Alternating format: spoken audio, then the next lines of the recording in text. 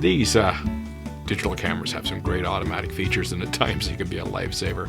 When you need to get the shot, the automatic features can really come through for you. But there are times we still need to control what the camera is doing. So we can leave it on automatic and we can still control the exposure. And this is how we do it.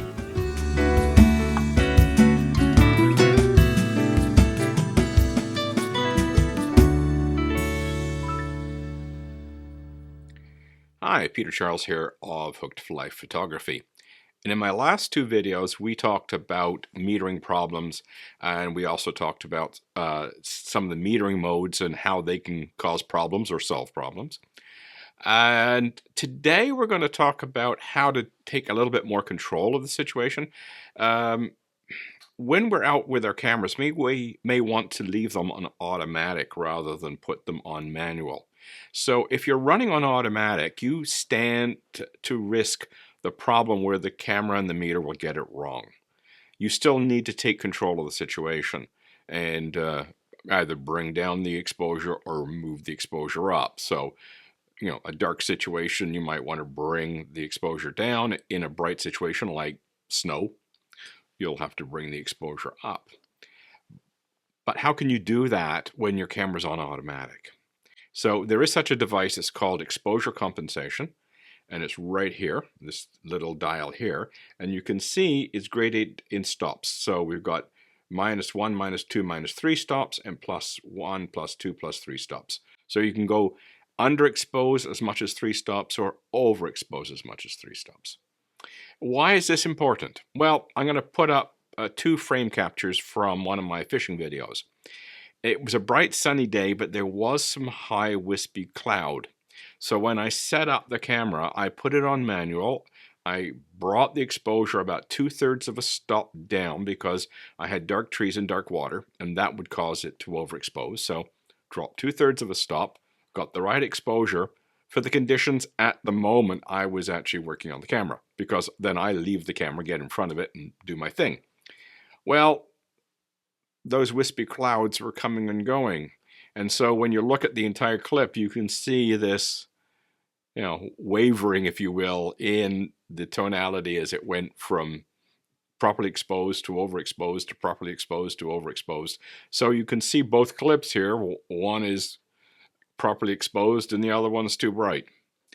If I had left it on automatic and used the compensation dial, I would have solved the problem. I could have marked it down 2/3 of a stop like that, and then as those clouds came in and out, my camera would have adjusted because it was on automatic.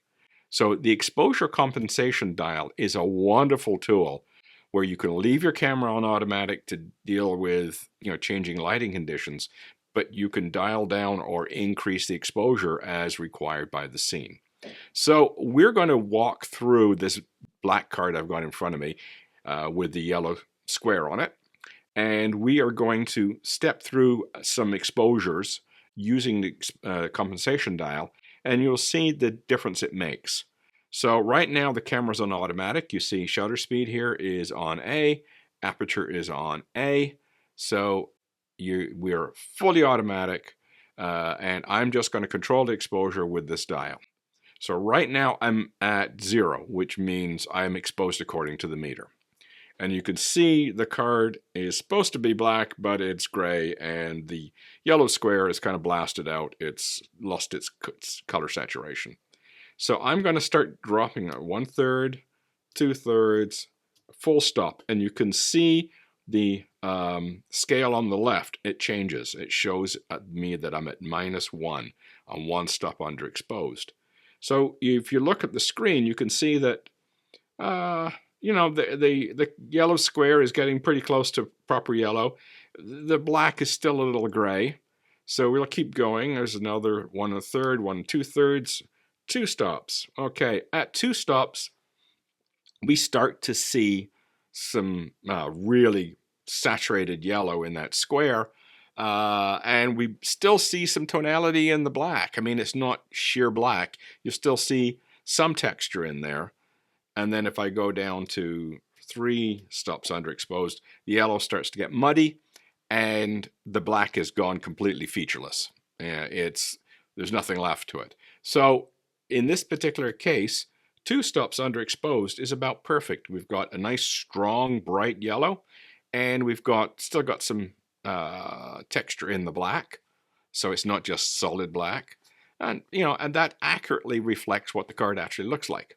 So in this case, just by changing the exposure compensation dial, I can leave the rest of the camera on manual and it works just fine.